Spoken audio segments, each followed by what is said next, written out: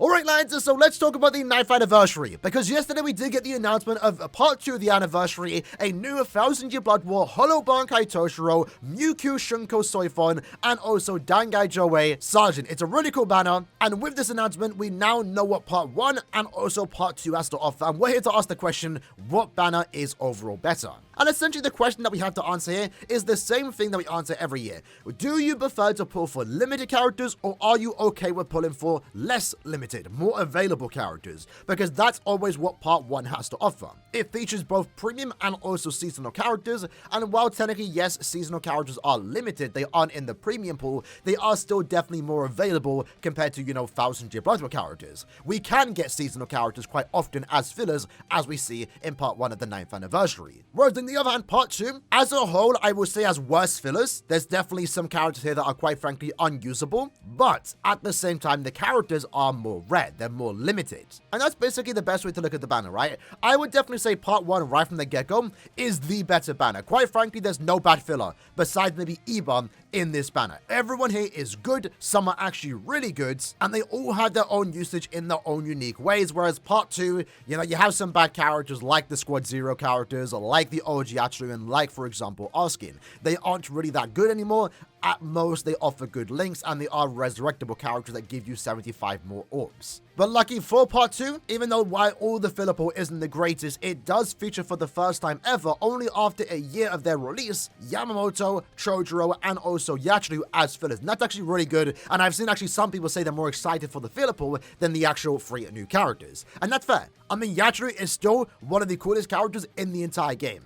I don't blame you for pulling on part 2 strictly just for her, because honestly, she's probably worth it. But with those 3 characters paired with the new 3000-year Blood War characters, you have 6 technically super rare characters, right? Not super rare, but rarer than usual, because again, these characters aren't widely available. And that's essentially the question you have to ask yourself, right? Part 1, in my opinion, offers more value. You definitely have a better chance of getting something good overall, at least when compared to part 2, but part 2 has the more limited characters, and to a certain extent, in a way, if possible, you kind of want to have all the characters, because there's not really much crossover between the 5 new anniversary characters. I mean, if you have a look at the 5 anniversary characters, they're all in different attributes. They all have different killers. If you possibly could, in an ideal situation, you would love to get all 5 of them. But if we were to strictly look at the 5 characters individually, who is going to age the best? In my opinion, I would definitely say part 1.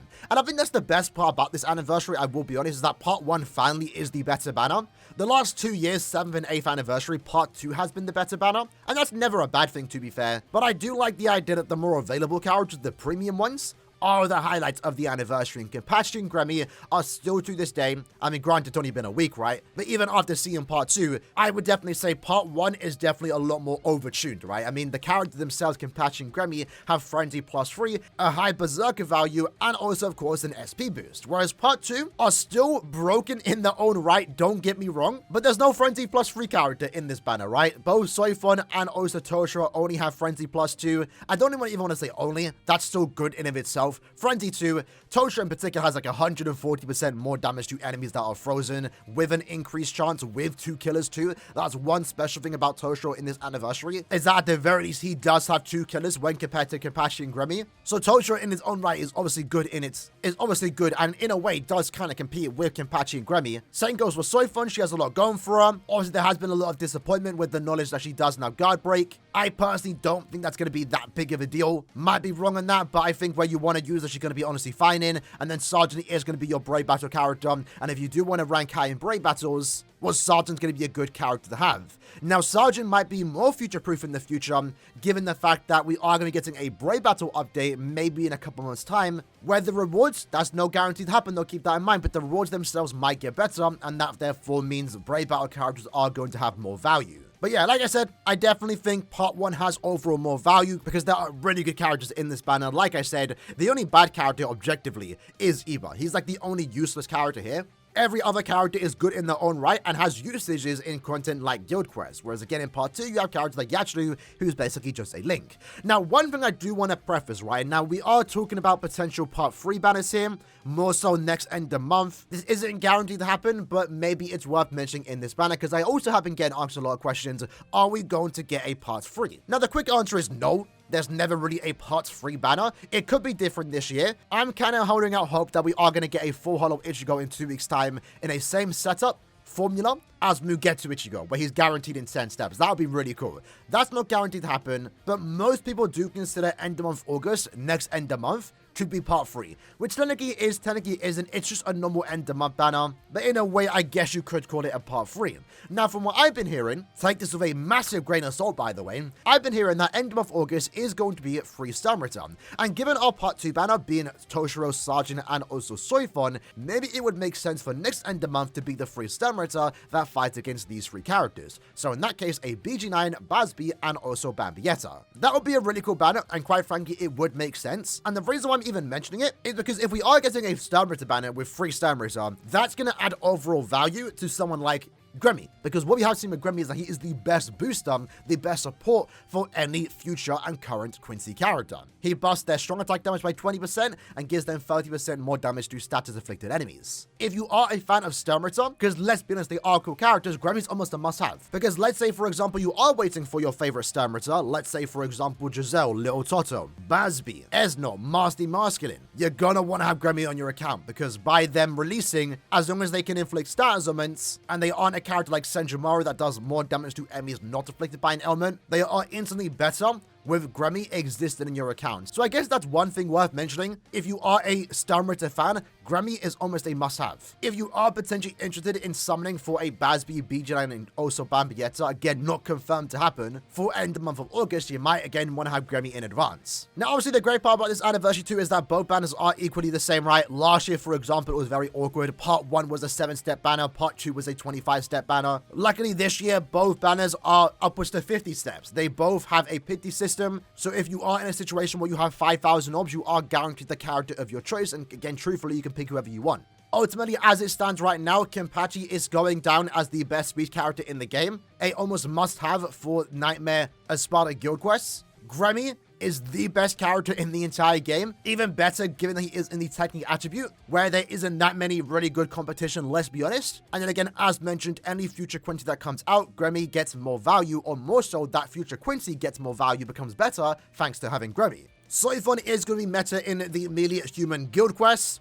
while also at the same time potentially have a lot of usability in any future Limit Breaker quest due to the fact that after she gets 60 kills, she does give a universal team recharge. That's something I didn't realize when I reacted to the character, but that's insanely powerful. And now I understand why they make it only happen after 60 kills, because it isn't just the power characters. While yes, Guard Break might hold her back a tad bit, maybe in the long run, giving your team guaranteed recharge in between stages is always going to make someone like Stroifon be worth using. Toshiro having 2 kills makes him overall a very usable character, at least when compared to the past characters that we have received in this anniversary. Granted, to be fair, someone like, again, Gremmy and Kenpachi don't really care about Killer, but if you do like, of course, playing with Killer, Toshiro has the most usability thanks to his Stamrita and also no affiliation kill abilities. He's going to be meta in those 2 particular guild quests, while also just being a really fun SP character, especially for our Toshiro fan. And then Sergeant right now is setting up to be a very powerful Brave Battle character, countering, funny enough, the 2 Brave Battle characters in this banner, Yamamoto and also Yuha. And again, if you do like ranking in Brave Battles, you are going to want to use Sergeant in your team. And then, of course, honorable mention, Yashu.